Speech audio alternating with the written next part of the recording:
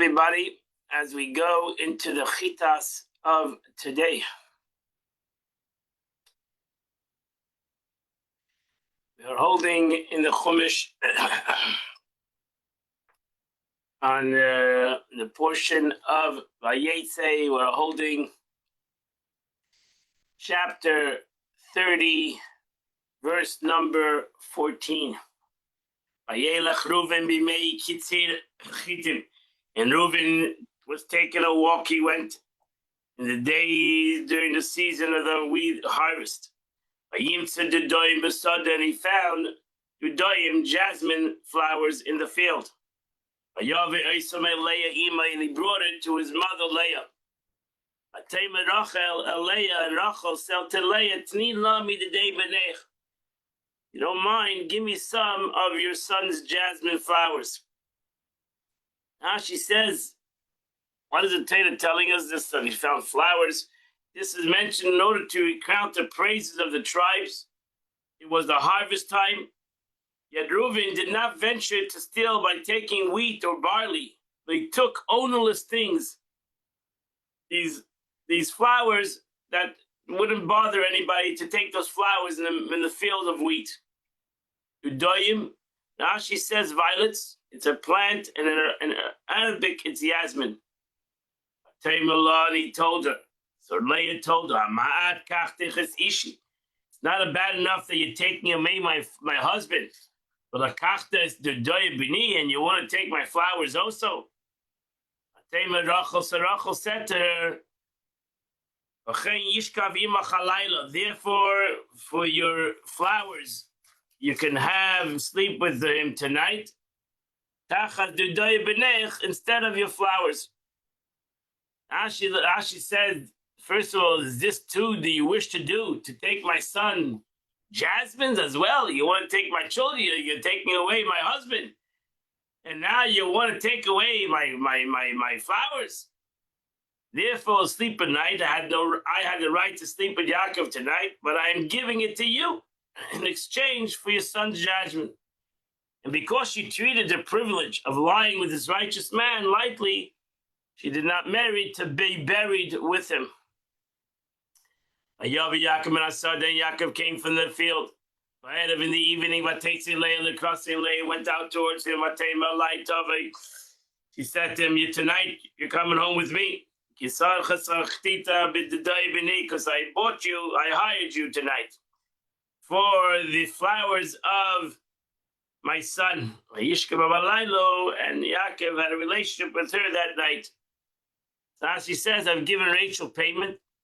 On that night, it was a special night, which also means that he, who, the Holy One, blessed be he, came also that night. And he gave them a child from this union. Yishma likim el Leah, and God heard Leah. Atar vatel Yaakov ben Chamishi.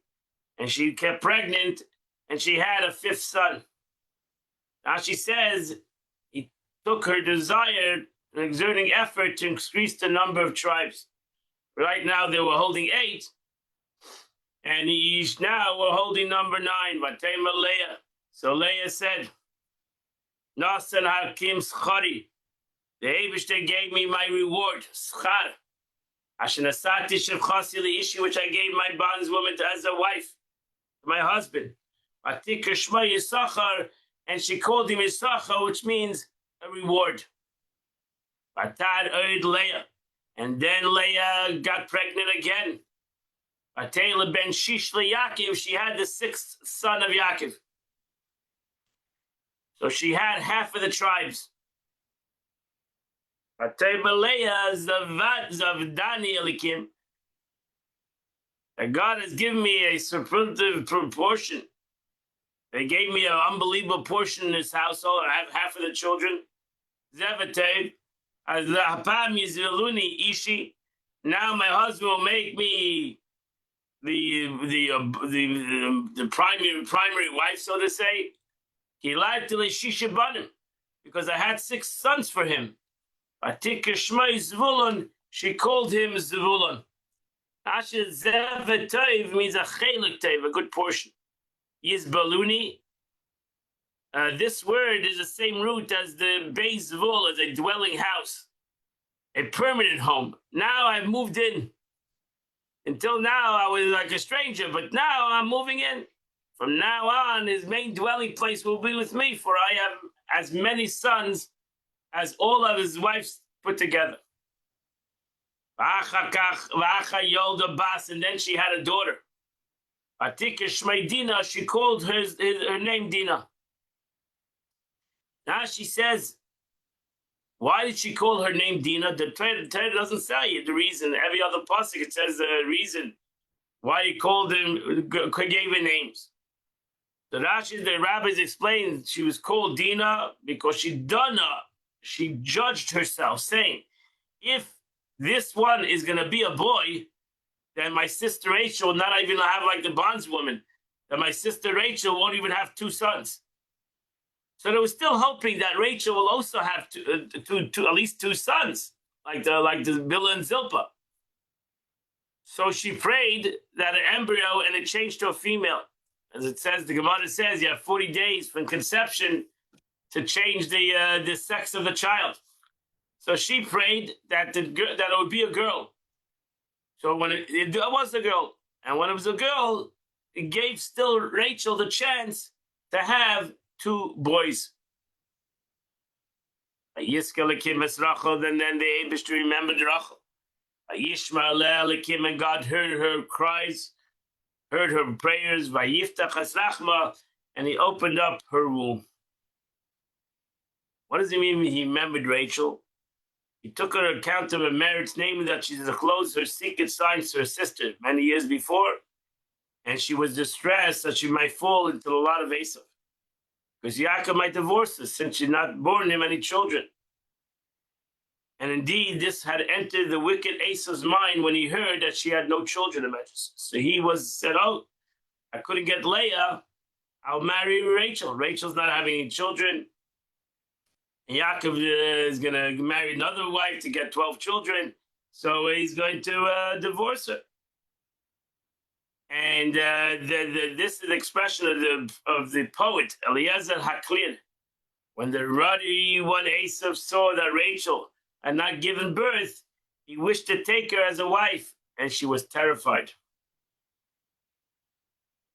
Tarvatela ben, and the Eibishter gave her that she conceived, and she had a child. Atemar, and she said, Asav Elakim es charpasi. God has taken away, Asav means he gathered in, my disgrace. Asav, Rashi says, he gathered my disgrace into a place where it can be seen. Similarly, we find the word he hide away Asav, our disgrace. So Asav means to gather in, to conceal. Charpasi, for I was a disgrace because I was barren. And therefore people were saying about me that I would fall into the hand of Esav. But God explains, as long as a woman doesn't have a child, she has nobody to blame. But once she has a child, she blames the child.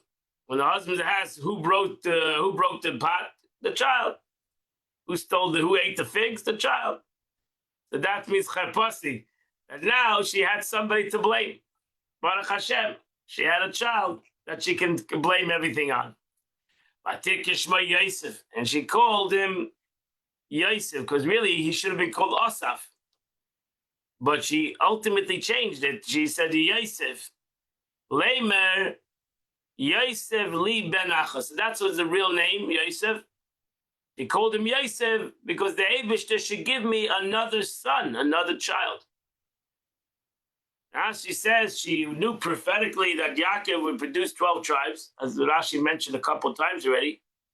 She therefore said, may it be God's will, the one who is destined to produce for him another child should be me. And therefore, that's what Yosef stands for.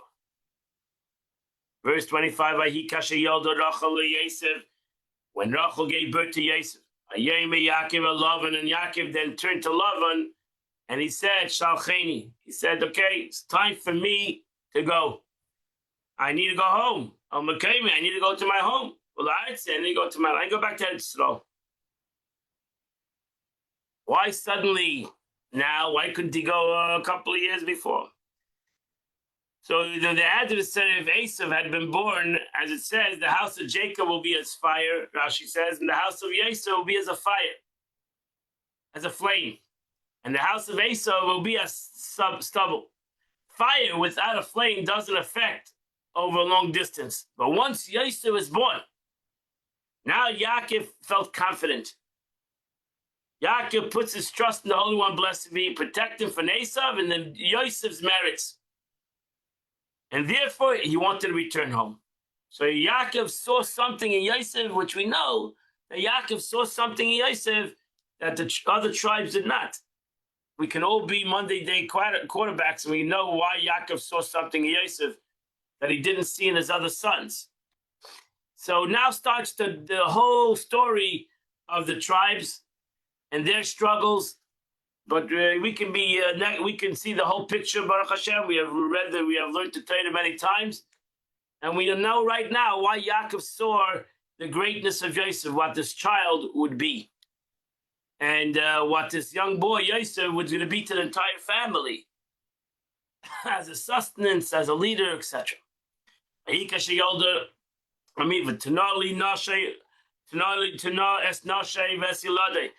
Give me my wife and my children, which I have worked for you, and it's time for me to go home. Because you know the work that I've done for you. Rashi says, he's not a young man. He's probably close to 100 years old at this present time. So why does he need to ask permission? So even though I can leave without telling you, but I don't want to leave without, you've done good for me, I've done good for you, and I'm respecting you. And I'm asking you, telling you before I leave. Lavan. So Lavan said to him, if I would find favor in your eyes, and you'll stay a little bit longer, I've learned the vision that I learned.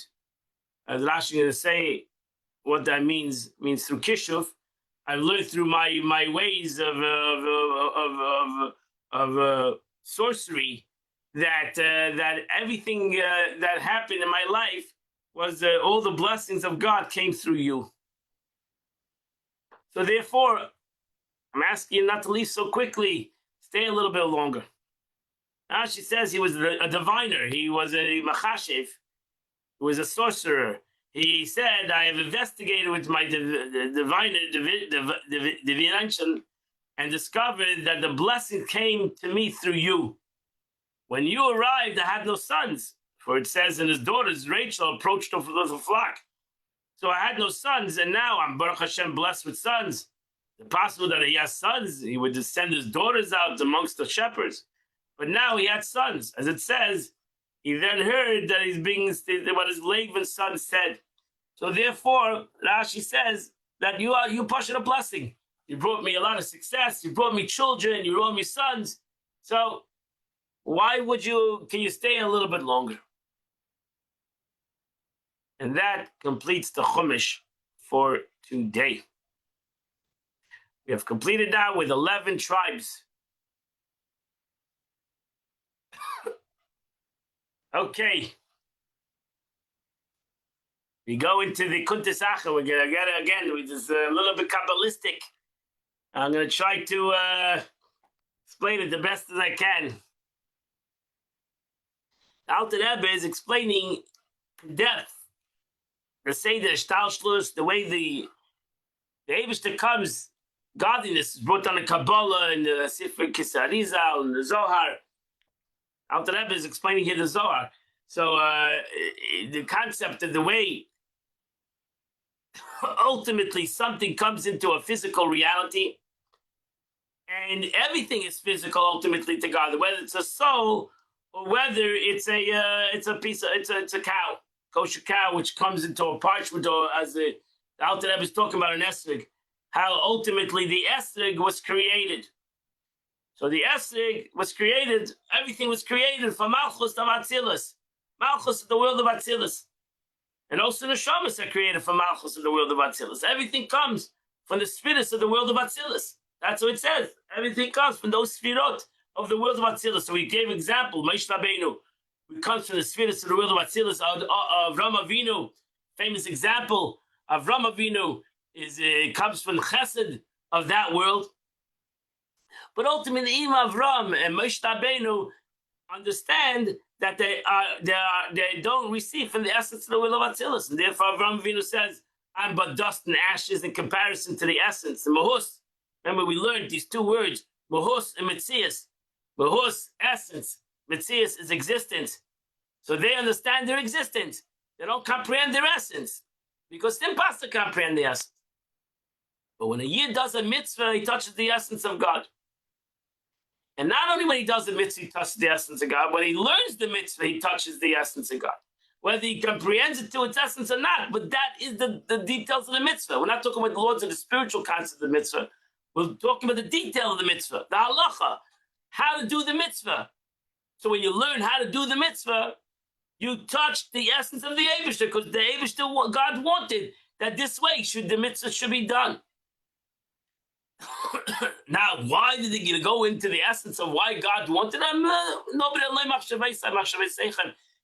My thought is not your thought, and God's infinite thought. But we can comprehend what the Eibishter wanted. The Eibishter wanted the Esther should be a certain dimension, should be a certain size, should have certain things on it, and it should be an Esther and not a lemon. And all these details in an Esther. There's a lot of details. That's if you ever go to an Esther place where people buy Esther, they're sitting there, magnifying glass, and they're looking at this Esther like it's a diamond. And it is a diamond. It's a diamond of a mitzvah. And they want to do the mitzvah to the best of their capability. And they know the exact laws of the way an Esther needs to look. And they're looking to the detail of this Esther. Where do they learn the details of this Esther? Learn the halacha. You can learn the details of halacha. So you might look at something and you're looking at, it's like sometimes you look at a diamond person, you say, what is he looking at? And you don't comprehend what he's looking at. And you don't see anything. You say, it looks nice. But the guy knows every detail of it. If you know the law of an Esther, you'll know every detail of it. You understand what they're looking at and what they're trying to find and what they're looking for. Because there's details in halacha. So why is those details? That's what the Eibishter wanted. That's what Shulchan Aruch wanted. That's halacha. The Eibishter, as we learn God, the space of God. If you want to find the essence of God, you need to learn halacha. Learn the Jewish law. That's the essence of the Eibishter. So the Alter Rebbe said that over there, even the Shamas of Atzilus cannot touch the essence of God. They need to learn halacha in this world because they need to know what to do. So therefore, that's why mitzvahs maisius, the actual doing of a mitzvah, is an unbelievable thing. The actual learning of a mitzvah is an unbelievable thing. And therefore, we should do the mitzvah self-understood, and we should even learn the mitzvah, whether it's the mitzvah the way it is, la halacha, according to Jewish law, the practical concept of this mitzvah to its detail, whether it's the Soideh HaMitzvah, the chassidus in the mitzvah, that tells you why the detail. Forget about the Kabbalistic concept of the mitzvah, but actually it explains you why is these details important. And therefore, you should learn all levels in this mitzvah, because the more you learn, the more you connect to the essence of HaKadosh Baruch Hu, to the essence of God.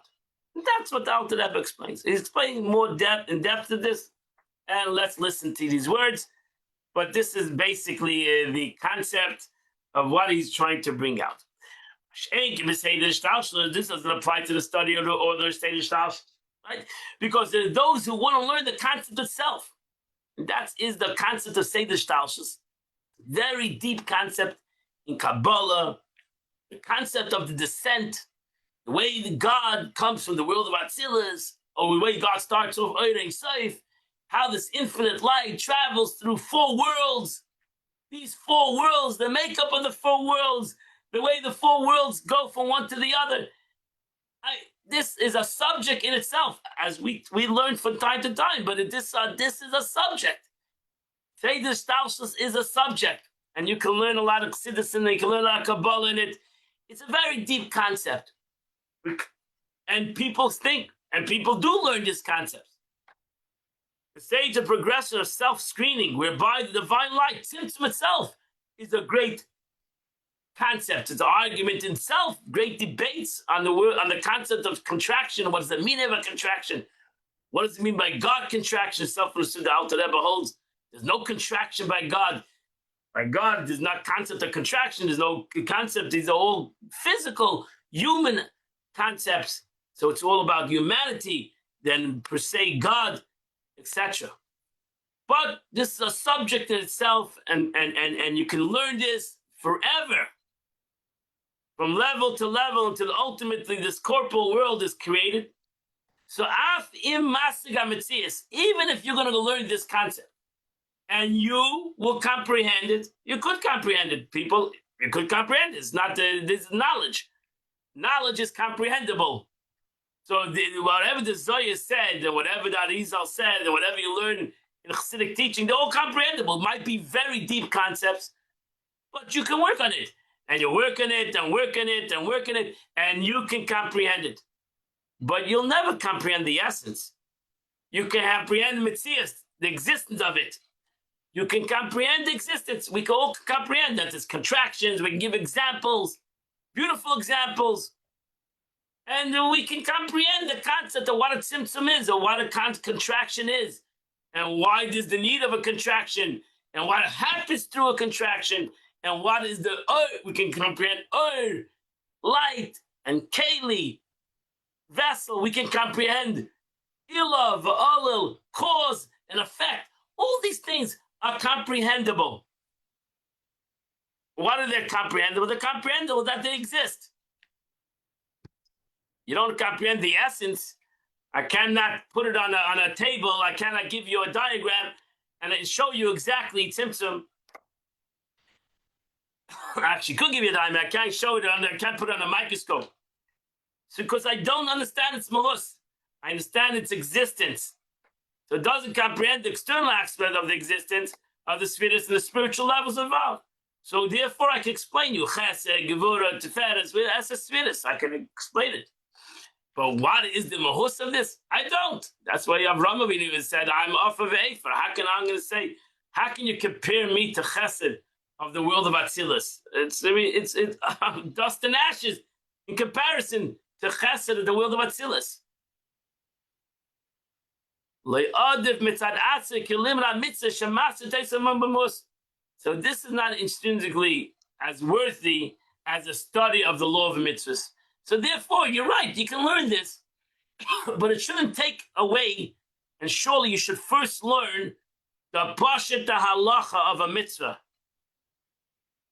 You should learn that shouldn't take away from the learning of pashat halacha, which is something important. People like to learn spirituality. They don't like to learn Jewish law.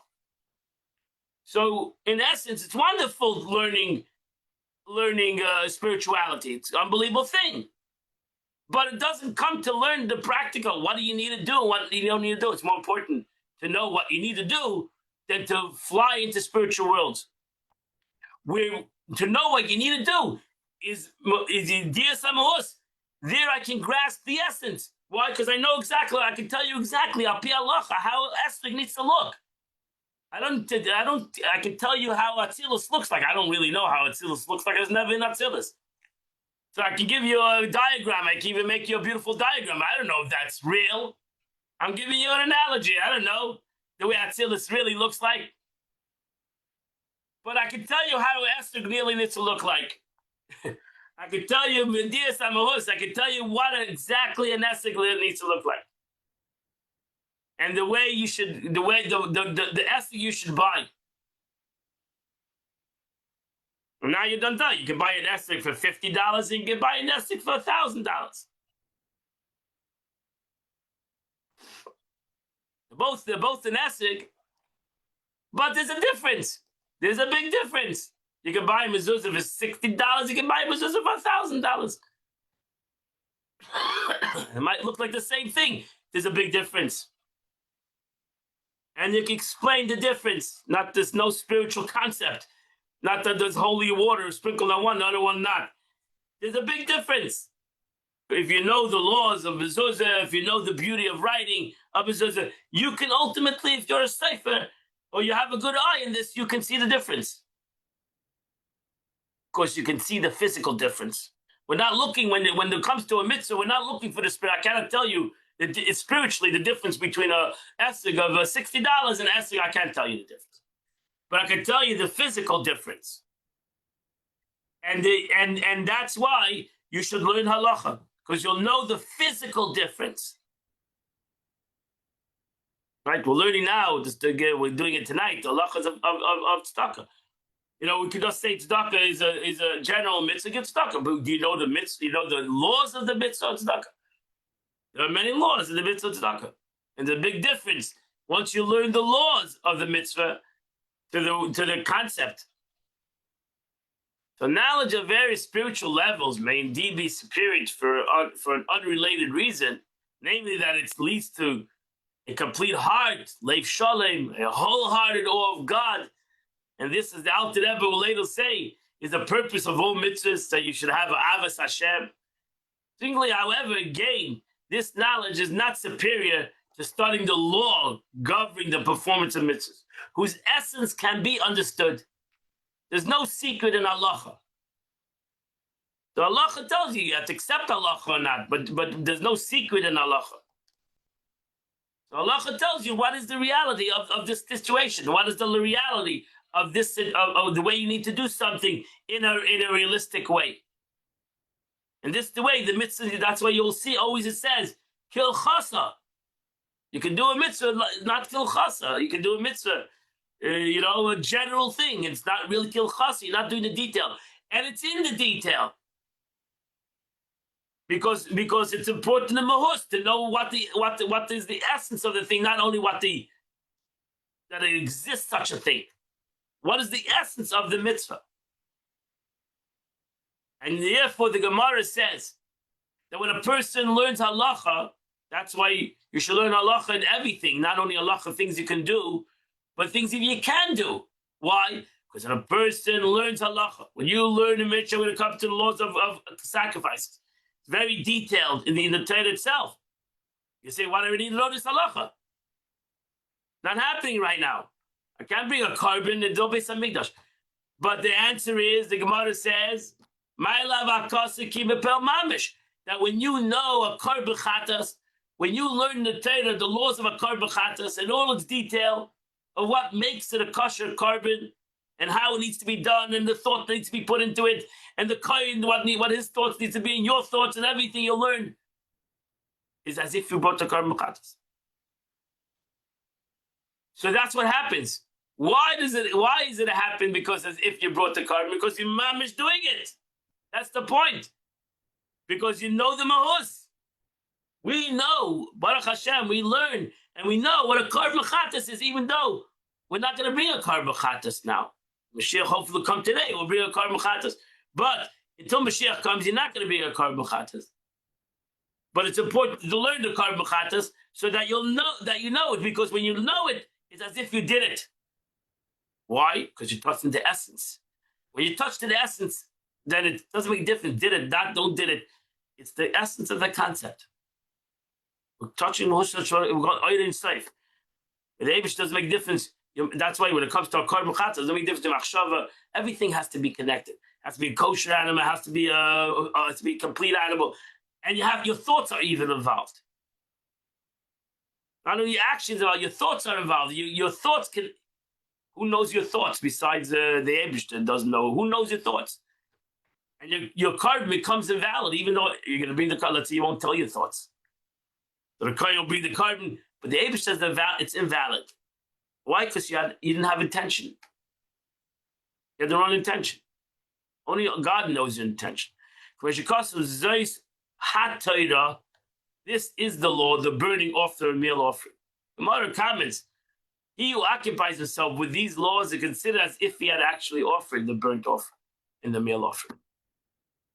Mastering the revealed law of the commandments is thus, in one sense, superior to dwelling into the innermost dimension, primus of the Torah, on an esoteric subject, thus on the order of Seder Shtalshus. for the study of the law relates to the essence of the subject at hand, such as the physical object, which is commandments, is about how you bring a carbon. Whether you can bring it or not is not important. This is what the Eibishter wanted in the physical world, that we should bring carbonis. Not that we not bring a carbon is technical issues. God's wisdom, moreover, which is inherent in these laws, descend and permeate the physical objects around which the laws revolved. That's why carbon, talk about a carbon chatas becomes kachik, becomes holy of holies. Can't do anything with this animal. Its only value is a carbon. That's it. Change the dynamics of this animal. So that's the beauty of it. And even though we're talking about a law of an animal, it is thus the essence of God's wisdom that the student comprehends, and thereby becomes involved in this wondrous union described in Tanya in chapter 5, where the Alter Rebbe talks about the greatness of learning Torah. Talmud Torah keneged kulam. That's why we say it every day in our davening. Talmud Torah keneged kulam. The learning of Torah goes far beyond anything else, because there's nothing else that can create a union between the physical world and God, and God is through learning, because it can accomplish things. It can accomplish things in this world that cannot be done in this world physically. Maybe like a karbochatas, you cannot bring physically a karbochatas. But the Eibush, the Gemara says that when you learn the karbochatas, it's as if you brought the karbochatas. Whereby his moral intellect stainlessly encompasses and is encompassed by. And the Alter Rebbe saying, remember in chapter 5 of Tanya, find wisdom embodied in the Torah on which he studies. This intellectual union in turn unites his soul, which transcends his intellect, with the infinite light that is vested in it. The above truly is only when you understand the essence of the subject. To understand halacha, you need to, everybody, the Torah was given to everybody. And therefore, every one of us needs to push it, learn Torah. We need to understand things. Just can't take it, just don't take things. Unless the Torah says it's above understanding, like some laws, the chukkah. Okay, I'll never understand it. This is what the Torah says, milk and meat, I can't eat together, that's it. I want to go spiritually into it, maybe I can come up with some spiritual meanings. But in the halacha, I don't know. That's a chukkah, that's a decree. You don't have a right to ask the question. This is what God wants, and this is what God wants, that you shouldn't eat milk and meat together.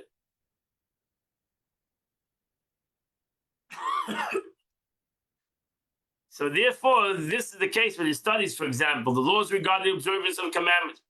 If by contrast, the subject of the hierarchy of angels, if you want to go into the subject of his Histalshlus, angels, the worlds of Bria, Yitzhira, and Asiya, which is the worlds of Kabbalah, or yet higher, the configurations of the siddhas and the world of Atzilus, you want to go into the world of emanation, and you want to start talking about it, and contemplating about it, and meditating about it, and learning about it. It's beautiful, stuff.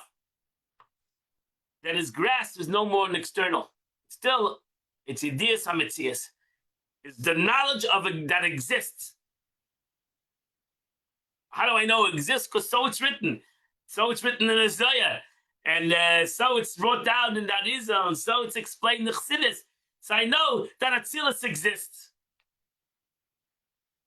He may indeed be aware of his subject of existence, but he will unable to understand its essence. So, the Alter Rebbe now explain you the beauty of halacha.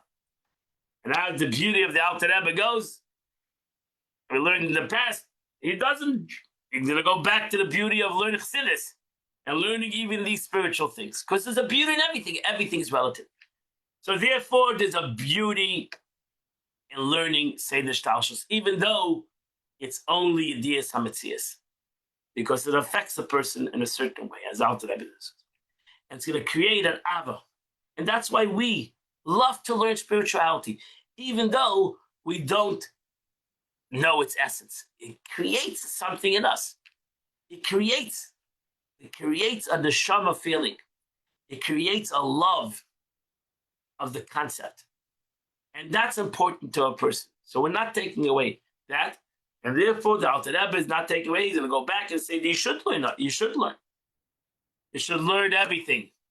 But you should not take spirituality on the account of physicality, of the physical mitzvah, of learning the physical mitzvah. You shouldn't take it. You should learn everything.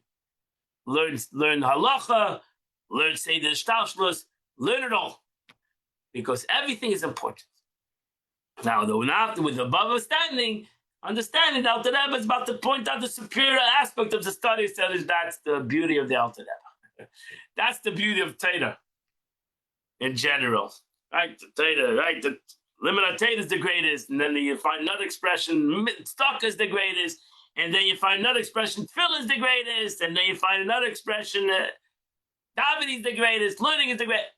Everything is the greatest. Everything according to where it needs to be.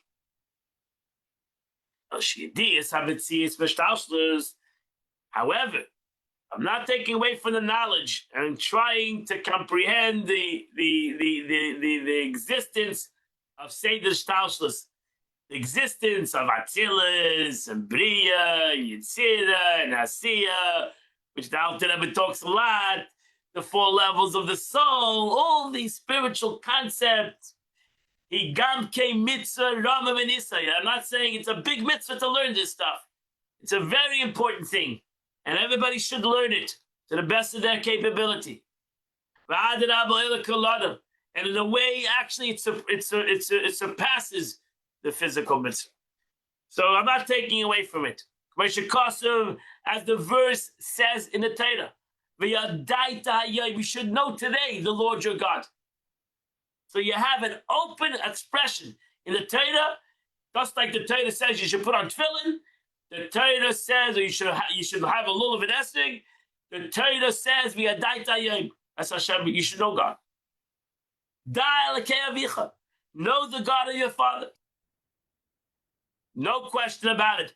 Every Jew needs to do this mitzvah, each according to their capability, to what they can comprehend in these spiritual matters, in these godly manifestations, in the concepts. You need to do that because you have a mitzvah. Not only to do the physical, you have to dwell in the spiritual.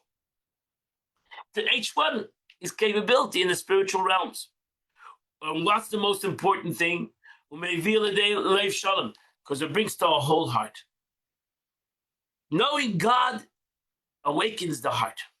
Because God talks to the heart. I'm upon him. Like the face reflects the face, so to the heart of the soul, to the heart of a man above. Right? We learned that in Tanya many times. The latter verse concludes as serving with the whole heart, meaning knowledge of God. When you have a neshama feeling, not just you're going through the motions, you're doing the law. You're davening because so says in the law. You're davening because you're like they say in front of the synagogue. Know who you're standing before. Not just because it says in Shulchan Aruch you should go daven. That's why you're davening. You're going to daven because you know you're standing in front of him. You're standing in front of God. So that takes a comprehension in God. Knowledge of God leads one to serve him with our entire being. So it's not only going through the motions, it's living, it's Avas Hashem and Yiras Hashem. As explained in Likutei Torah, discussed in the beginning of the Loi Tashbis, that this refers to serving God with awe. And this is the ultimate intent of all mitzvahs. As the Torah says, God has commanded you to perform all these statutes so that you may fear him. Awe of God, which is the higher level of fear, awe of God, respect. And this is the study of the innermost dimensions of Torah, that we learn to respect HaKadosh Baruch Hu. By learning Kabbalah, by learning these awesome concepts of the upper worlds and all the angels and all the souls, the Bashar should come to a concept of the awness of God.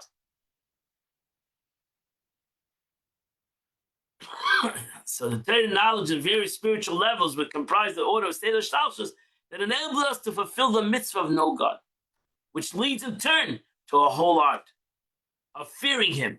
Thus the Alter Rebbe concludes, Shiur Ikar, with this is the essential thing, is to fear God. V'ahavta Hashem alekecha. To love God and to fear God. So to be wholehearted with God is the ultimate purpose of all commandments. As mentioned above, one would attain this state only through the knowledge of the Seder Shtalshus, even though this knowledge is merely an awareness of existence, and you don't grasp the essence. So we see that this knowledge can awaken up the essence of the person. You might not grasp the essence of God, but this knowledge, to learn Chassidus, to learn Kabbalah, to try to comprehend spirituality, it awakens up my essence, which is the most important thing. I don't want to serve God through the motions, I through God. As explained, that all my body is in motion, all my whole existence is in this motion, which that comes through learning spirituality. The comprehension of existence entails divesting the subject, but not the physicality. You have to be very careful. That's why the nations of the world turn God into a physical reality. Our responsibility is to take everything away from this physicality. Chas v'sholom, not to make God physical, but to learn from the physicality of godliness. And in other words, one should be endeavored to picture its spirituality. Hence, when the Rebbe has often stressed that one should study the innermost mystical dimensions of the Torah in such a way that one derives sustenance from it. One derives sustenance from it. Meaning, the sustenance derived from the comprehension.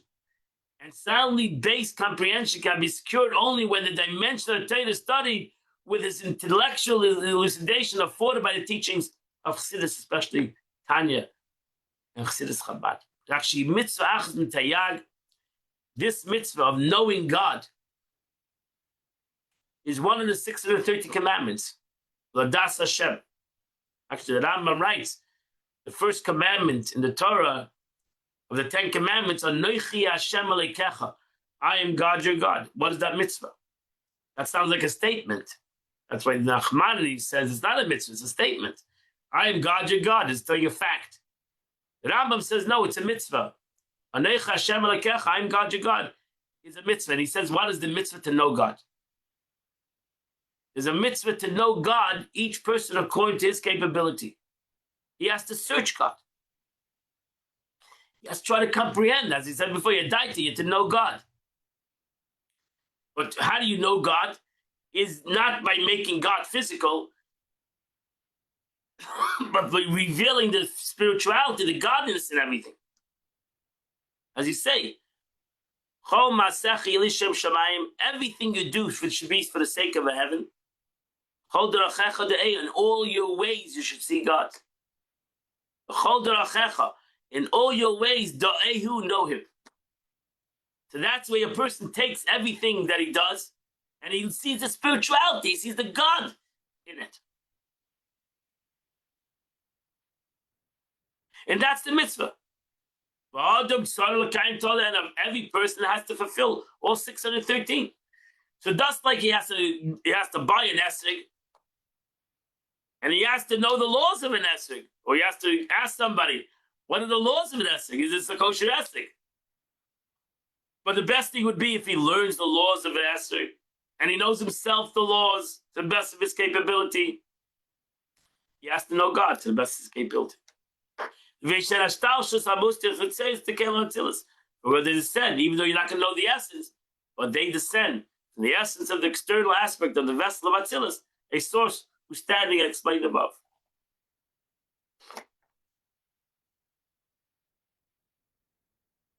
Where's my phone? Okay. Find it. Yeah.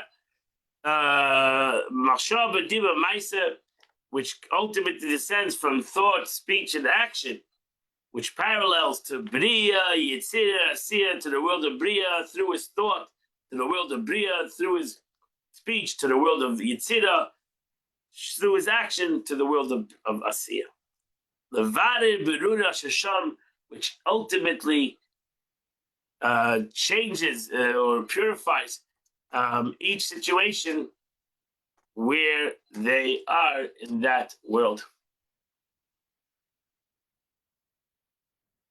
Okay, my dear friends. And that is the end of the Tanya for today. What a beautiful, truly a beautiful, beautiful teaching. Okay. Today, my friend, is the 6th day of Kislev. The Psalms of the day is chapter 35 to chapter 38. If you do those 3 chapters,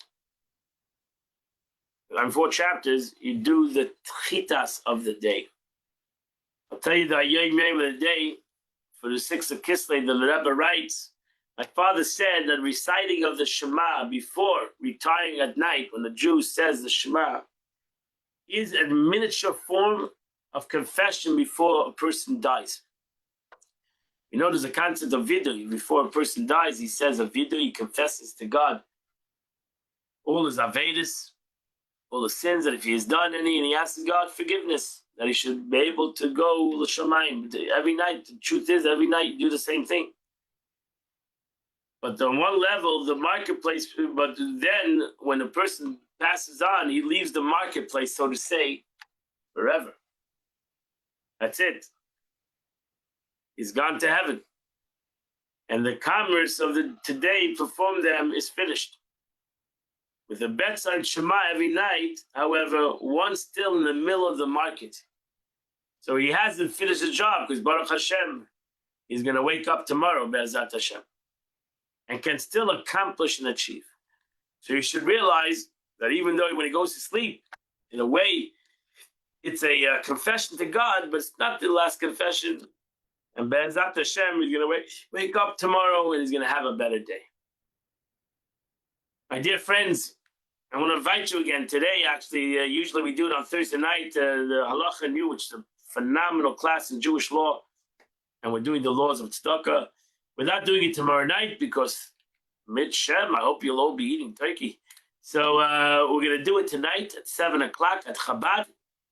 And I invite you, whether you came till now or you didn't come, always can come and come and learn Jewish law. We just learned today the beauty of learning Jewish law and try to find out all its dimensions. This class actually is the law of tzedakah, has 8 classes on it.